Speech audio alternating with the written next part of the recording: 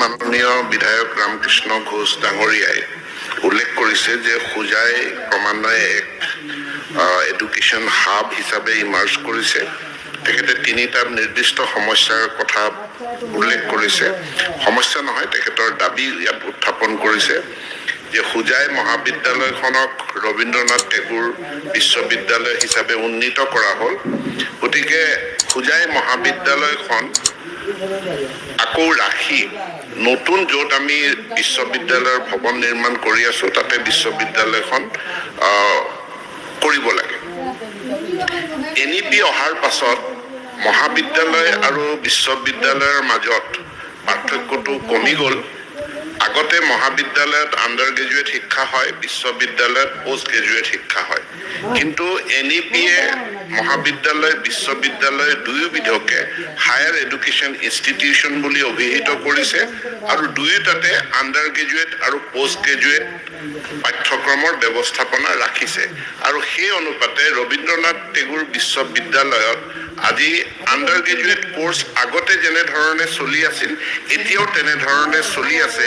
আৰু এই বছৰো ৰবীন্দ্ৰনাথ টেগুৰ ইউনিভাৰ্চিটিত হায়াৰ আণ্ডাৰ গ্ৰেজুৱেট কোৰ্চত 976 গৰাকী 976 নাম্বাৰ অফ ষ্টুডেণ্টছ তেওঁলোকে এডমিশ্যন লৈছে।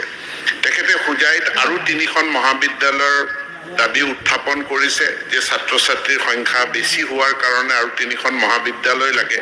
কিন্তু আমাৰ হাতত যি তথ্য আছে হোজাই অঞ্চলত 9খন মহাবিদ্যালয় ইতিমধ্যে আছে আৰু ইয়াত সৰ্বমুঠ 5030 গৰাকী ছাত্ৰ ছাত্ৰী আণ্ডাৰ গ্ৰেজুৱেট কোৰ্চত আছে। এই বছৰ নামভৰ্তিৰ তথ্য যেতিয়া মই বিশ্লেষণ কৰি চাওঁতে দেখা পোৱা গৈছে যে একমাত্ৰ লংকা মহাবিদ্যালয় বাদ দি পেলাই বাকী সকলো মহাবিদ্যালয়ত আসনসমূহ পূৰণ হোৱা নাই। যেনে ধৰি লওক ৰবীন্দ্ৰনাথ টেগুৰ ইউনিভাৰ্চিটিত এতিয়াও 290খন আসন খালী আছে, লংকা মহাবিদ্যালয়ত কম। তেনেধৰণে লামডিং মহাবিদ্যালয়, হাজী আনফৰ আলী কলেজ, আলহাজ সোনাই বিবি চৌধুৰী এইখন মহাবিদ্যালয়ত ছাত্ৰ ছাত্ৰীৰ সংখ্যা নিচেই কম, ইয়াতো 202খন আসন খালী আছে। হোজাই গাৰ্লছ কলেজ 74, মোৰাজাৰ কলেজত 47, যমুনামুখত 132, টোটেল 9খন মহাবিদ্যালয়ত 1024খন আসন এতিয়াও খালী হৈ আছে।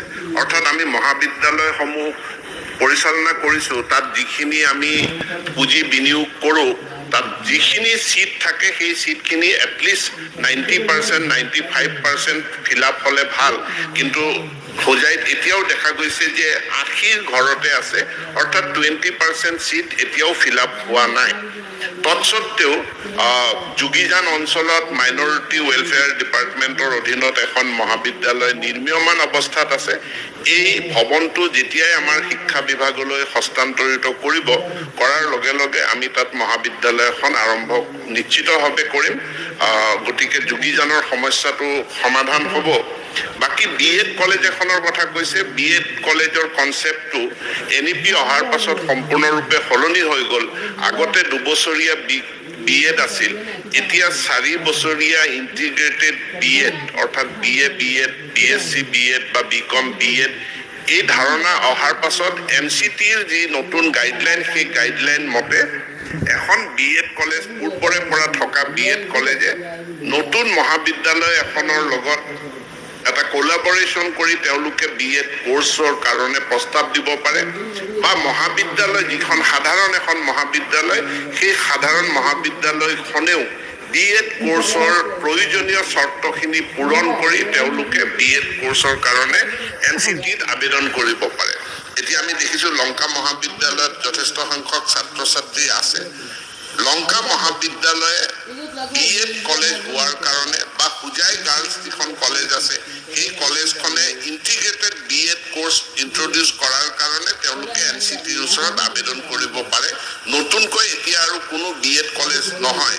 আমি অসম চৰকাৰৰ যিসমূহ BEd কলেজ আমি আমি নিৰ্মাণ কৰিছিলোঁ সেই BEd কলেজসমূহ এতিয়া আমি কাষতে থকা সাধাৰণ মহাবিদ্যালয়লৈ হস্তান্তৰ কৰি দিছোঁ সেই আন্তঃগাঁথনি ধৰক জাগিৰোডতে আমি BEd কলেজ নিৰ্মাণ কৰিছিলোঁ এতিয়া জাগিৰোড মহাবিদ্যালয়ৰ লগত এখন MOU কৰি মহাবিদ্যালয়খনক অৰ্পণ কৰা হৈছে জাগিৰোড মহাবিদ্যালয়ে এই নতুন আন্তঃগাঁথনি লৈ তেওঁলোকে NCT-ত BEd কোৰ্সৰ কাৰণে আবেদন কৰিব আবেদন গৃহীত হলে তেওঁলোকে BEd ইন্টিগ্ৰেটেড BEd কোৰ্স আজি যেনেকে যোৰহাট বাহনা বা মহাবিদ্যালয় হেমবৰুৱা মহাবিদ্যালয় বা নৰ্থ লখিমপুৰ মহাবিদ্যালয় তেওঁলোকে ইন্টিগ্ৰেটেড BEd কোৰ্সৰ অনুমতি NCT-ৰ পৰা পালে এই সকলোবিলাক মহাবিদ্যালয়ে তেওঁলোকৰ প্ৰয়োজনীয় চৰ্তসমূহ পূৰণ কৰি আবেদন কৰিলে BEd কোৰ্সৰ চলাব পাৰিব পৃথক BEd কলেজৰ প্ৰয়োজন নাই